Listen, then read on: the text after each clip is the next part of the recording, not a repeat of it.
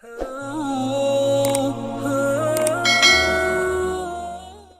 اللہ الرحمن الرحیم۔ السلام علیکم ورحمۃ اللہ وبرکاتہ۔ آج ہم بات کریں گے مطالعہ کی اہمیت کے بارے میں۔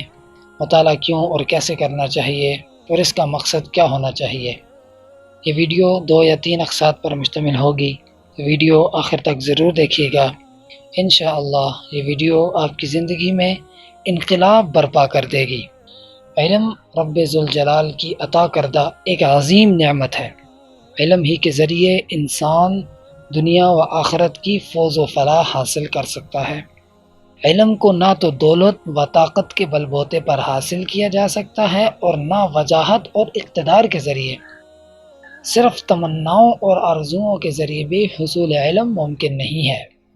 یہ دولت انہیں عطا کی جاتی ہے جو اس کی سچی طلب رکھتے ہیں اور اس کے حصول میں ہمتاً مصروف و مشغول رہتے ہیں۔ علم کی ترقی و استحکام میں مطالعہ کی اہمیت و افادیت مسلمہ ہے۔ مطالعہ علم کی فراوانی و افزائش کا ذریعہ ہے۔ علمی ترقی و عروج کا راستہ مطالعہ و کتب بینی سے ہو کر ہی گزرتا ہے۔ مطالعہ و کتب بینی کے بغیر علم میں نکھار و کمال ناممکن ہے۔ مطالعہ کی عادت کے ذریعے ہی طلباء اپنی پوشیدہ صلاحیتوں اور علم و حکمت کے نوادرات کو اجاگر کر سکتے ہیں۔ ہم سے پہلے کے زمانے کے طلباء میں مطالعے کا جو ذوق و شوق پایا جاتا تھا، اب وہ ناپید ہوتا دکھائی دے رہا ہے۔ سخت کوشش کے بجائے طلباء تن آسانی کا شکار ہو رہے ہیں۔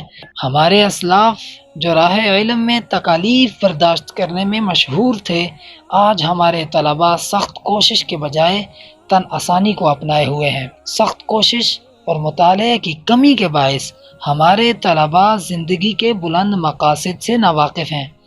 ان کا علمی تبحر اور دائرہ علم بہت محدود ہو کر رہ گیا ہے۔ طلباء اپنے قیمتی اوقات کو فضول تعلقات اور فضول گفتگو کی نظر کر رہے ہیں۔ لایعنی گفتگو اور لایعنی تعلقات ایک ایسا مرض ہے جو انسان کو کسی کام کا نہیں رکھتا۔ طلباء کتب بینی اور مطالعہ کو اپنے روزمرہ کا معمول بنا لیں تاکہ ان میں علمی تازگی باقی رہے اور ان کے علم میں روز افزوں ترقی ہو سکے۔ مطالعہ کو صلاحیتوں کی بیداری کا ایک اہم وسیلہ قرار دیا گیا ہے۔ کتب بینی اور مطالعہ نہ صرف طالب علموں کے لیے ضروری ہے بلکہ اساتذہ اور عام افراد کے لیے بھی کتب بینی اور مطالعہ نہایت ضروری ہے، کیونکہ مطالعہ انسانی فکر و نظر میں وسعت پیدا کرنے کا موجب ہے۔ ہر زمانے میں کتاب کی اہمیت و افادیت کو تسلیم کیا گیا ہے۔ ہمارے اسلاف نے کتابوں کو بہترین دوست، مونس و غمخوار قرار دیا تھا۔ حضرت عمر بن عبدالعزیز کا فرمان ہے، میں نے قبر سے زیادہ واعظ، کتاب سے زیادہ مخلص دوست اور تنہائی سے زیادہ بزر ساتھی کوئی نہیں دیکھا۔ حضرت ابو العباس کا قول ہے کہ کتابوں سے کسی فتنے اور بدگمانی کا اندیشہ نہیں ہوتا اور نہ اس کی زبان اور ہاتھ سے کوئی خطرہ ہوتا ہے۔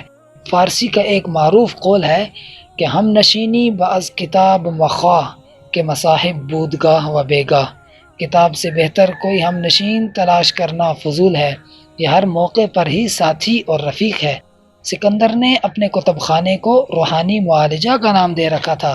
کتاب دماغ کے لیے ایسی ہی ضروری ہے جیسے جسم کے لیے غذا ضروری ہے۔ مطالعہ کے لیے کتاب ضروری ہے اور کتاب وہ واحد ذریعہ ہے جو حصول علم میں اہم کردار کی حامل ہے۔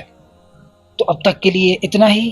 امید ہے آپ کو ہماری یہ ویڈیو پسند آئی ہوگی۔ اگر ویڈیو پسند آئی ہے تو اس ویڈیو کو زیادہ سے زیادہ شیئر کریں، ہو سکتا ہے آپ کا ایک شیئر کسی کی زندگی بدل دے۔ اللہ حافظ، اپنا خیال رکھیے گا، دیکھتے رہیے اسلامک ٹی وی۔